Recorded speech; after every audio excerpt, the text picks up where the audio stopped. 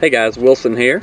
I'm Kelly, and we're on the Mewve. We're actually near Wall, South Dakota, small town. We are off of I-90, and we took a left off of the interstate, went under the bridge about 6 miles down Highway 240, and we took another left at the Buffalo Gap grassland, which is an area that has some dispersed camping.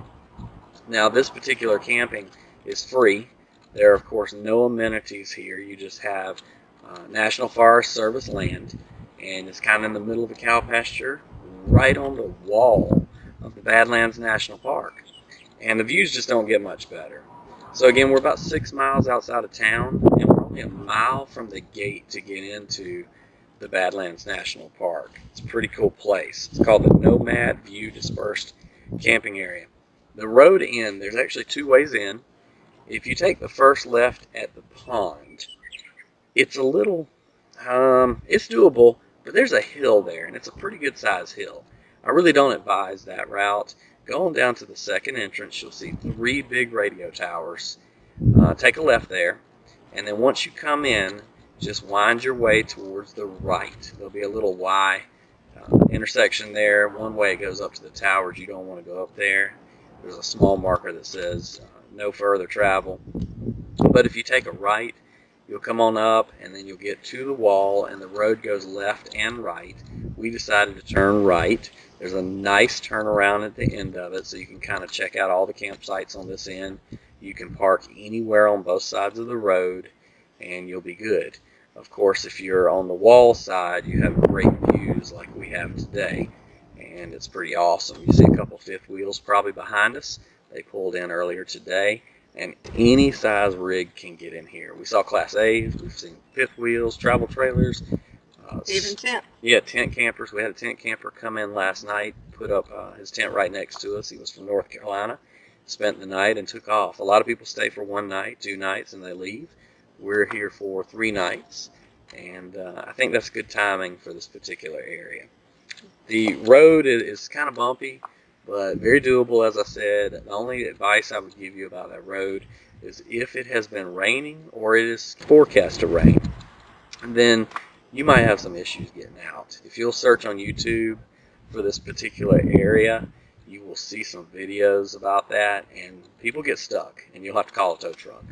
So You definitely don't want to come up here. Check the weather before you come. Make sure it's going to be dry and has been dry for a few days before you come in.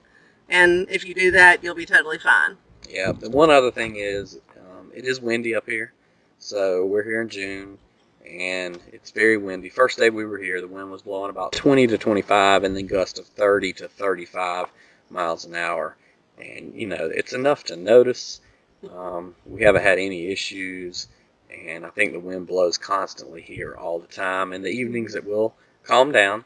Last night, it calmed down pretty good, and then about midnight, the wind kicked up, and it was probably blowing 30, 35 miles an hour with gust.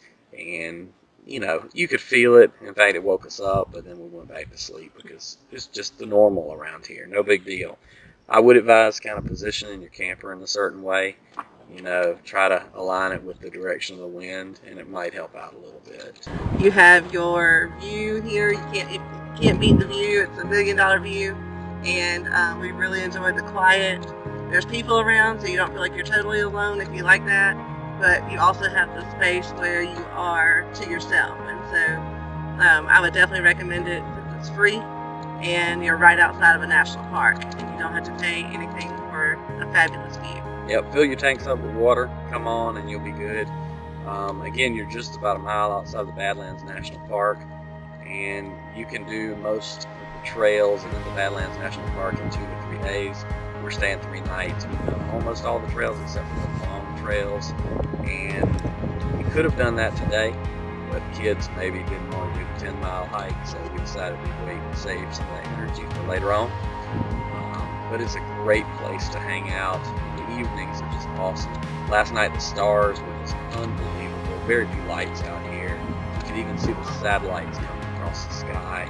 There's so few lights. So awesome place. We give it 2 thumbs up.